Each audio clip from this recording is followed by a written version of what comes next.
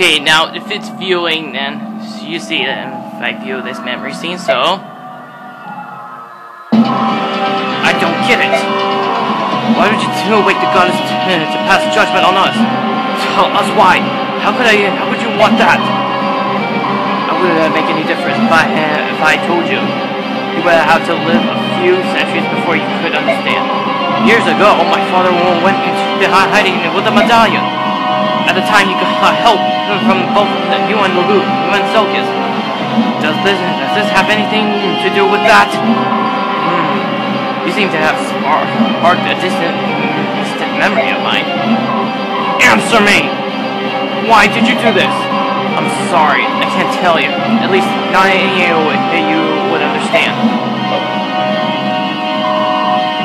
Then I'll have to make you talk. This can't be happening!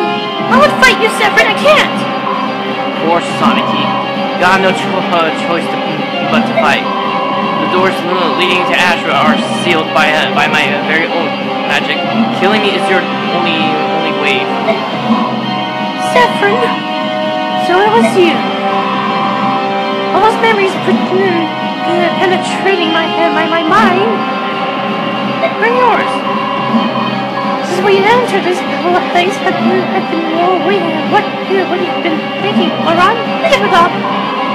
Goddess Sothe. Why do you insist on calling me that name?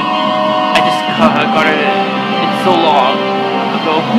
I changed it. Laron is the thing of the past.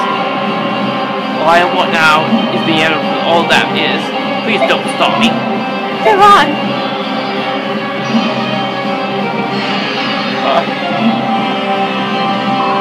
You're running out of time. At this very moment, I wouldn't count on being able to face the gods. I would hate to see you did not head after coming all this way. Well, now you know who brought you here and why. I suppose I'm gonna just leave, so I'm gonna fight to the death to take care of.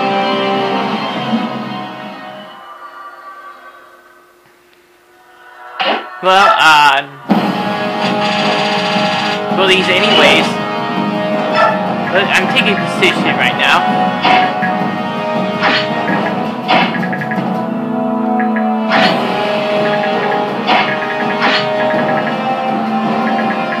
Anyways, Apostle, you have to wager in the field. Usually can't do that, at least. Award for anyway skills now. Okay, Micaiah. It's over now. For now. Micaiah? Your strength now might be done now.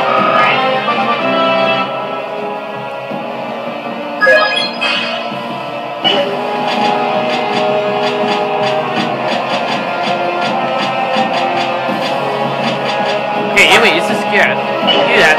You give it back, right?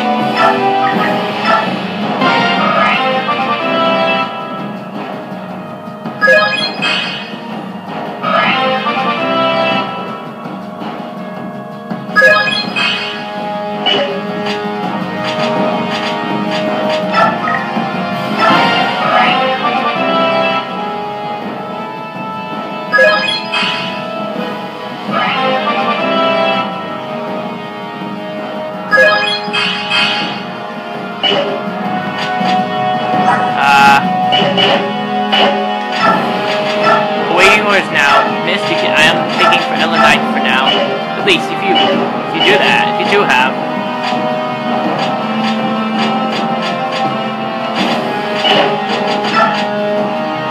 Forgive and forget. I think which is an ancient history.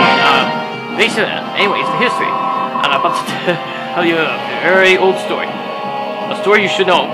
As the new king of Godoa. This is one of the oldest and most heavily guarded secrets in all of Telius. You'll find no trace of any histories or sagas. If it's that important, maybe we should go. We should go somewhere else. Other people might hear us. What do you think, sir? I called upon Lady Micaiah because I felt that she should know the story as well. No. I think now is the time to let everyone know. Will that be alright, Your Majesty? There will be no secrets from now on. Tell us everything. As you wish, Your Majesty. In the dawn of this age, after the goddesses began their long slumber, the kingdom of Benyon was established. In the early days, Luguz and Bjork lived side by side in harmony, peace. Yes, that kingdom would become Benyon, the Benyon Empire. The hero Eltina was chosen to be the kingdom's first queen. Around I supported her as an advisor, as her husband. What? Despite their difference, Laurent and Eltina loved each other very deeply. The people accept a marriage between Luguz and Bjork. That was what King Digizia said. This war was before the people thought of such difference. They saw one queen and her husband. At this time, King Digizia also created his own kingdom far from other Luguz tribes and Bjork nations. He believed that the dragon tribe was too powerful to interact equally with other tribes and peoples. That kingdom became Guldoa. Benyon had been established for 4 years when King Digizia received news that Eltina had become pregnant. The news brought great joy. You see, the news was also quite surprising. There had been other unions between Bjork and Luguz, but until Eltina's pregnancy, no children had ever been conceived. Indeed, hers was the first child ever to be born of Bjork and Luguz. As close friends of both Eltina and Laurent, both King Digizia and Soren rejoiced at the news. The child would be the first to carry the joint blood of both Luguz and Bjork. The king said that the baby would become a symbol of peace between the two peoples. But joy over the child's birth did not last. Soon after the child was born, Laurent lost all the powers of the Luguz. He could not transform any longer, nor could he sing Goldrer. It became apparent that the child of such union neutralizes Luguz parents' powers. To make matters worse, child bears only the characteristics of Bjork. Laurent felt that he was no longer the true Luguz, and felt he could no longer act as a bridge between the goddesses and people of Thales. He lost hope and also his mind, at least temporarily. He attempted suicide several times, which is an unthinkable taboo for anyone who has sworn to serve the gods. King Digizia fell into despair. If people caught wind of this news, he believed it would create a deep rift between two peoples. The king was especially concerned about the reaction from the Luguz. They might interpret the birth as a herald of their eventual end. Some might even attempt to harm the child. Laurent needed to hear the voice of the gods more than ever before. But he could no longer sing the Golden Release. Is that what happened? Just so, Laurent was forced to make a very difficult decision to protect the peace between Bjork and Luguz. He decided to retreat into the seclusion and consider the problem. Once he regained his sanity, he announced his decisions. Laurent was forced to ask the unthinkable of his wife, his aides, and close friends. For the sake of Benyon, you must tell the people that I died in an accident. Tell them that the birth was merely a false rumor. Laurent left the medallion to his tribe moving into Goldoa under King Digizia's protection. He simply disappeared from history after that. After Laurent had left and life returned to normal, Altina eventually welcomed a Bjork husband. She raised the child she had with Laurent as an ordinary Bjork child born of her new husband. So then, marriages between Laguz and Bjork have been forbidden. It became known as a crime against the goddess. Even so, the taboo was broken several times over the next few decades. Usually no child was conceived, but when there was, it was swiftly covered up. The parents soon learned what it meant to bear a child who possessed both Laguz and Bjork blood. After they learned the consequences, none of these parents even rejected the edict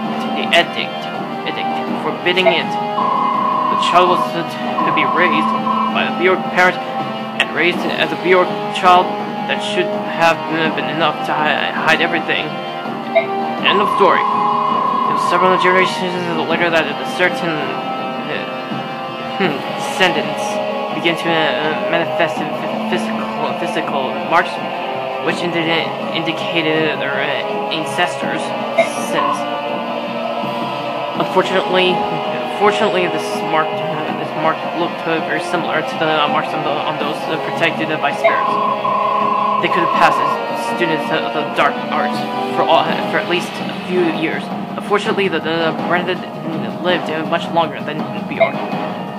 Most Branded chose to hide, living outside of ordinary society, and they disappeared into the shadows of history.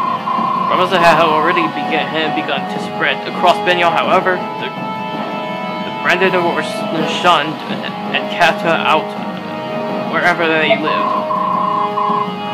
Where the Laguz held power, they persecuted the Branded and executed them in honor killings. That's horrible! It was King Diginsis' opinion that these were crimes that he had to carry on his conscience. From the beginning, he realized that he and the others in power had made a mistake. They understood that they should have revealed everything about Altina and Laurent's child. The people should have been told the truth, but since they kept the truth from everyone, the Branded were marked as unclean, persecuted wherever they traveled. Here's the family tree for Laurent and Altina's bloodline. Only King Diginsia knew the truth. Until now, Father, you have to endure this burden along for so long. It was the same in old Lady Almeza's case. When she lost her powers after giving birth to the Mad King's son, King Diginsius. King Diginsia had no choice but to hide the truth from everyone. So he chose to hide Almeida from everyone. Better to deny her existence than be forced to explain long-hidden secrets. In the process, he'd lost someone even more dear to him, Prince Rajan. He deeply regretted his decision when he learned of Prince's death. The only choice left for King Diginsius was to remain stubbornly neutral in all wars on the continent. He hoped in vain to keep the goddesses from waking up before the 1,000 years had elapsed. I'm such a fool. I have no idea what Father went through. All I did was deny what he fought for. Kurt! Your Majesty, you are the king now. You know that it is a sin to fight against the goddess, and yet you chose to move forward. King Diginsia left everything to you. You must succeed. Do not be afraid of what lies beyond. Forge ahead. I understand. I shall be true to my convictions. I have no more doubts.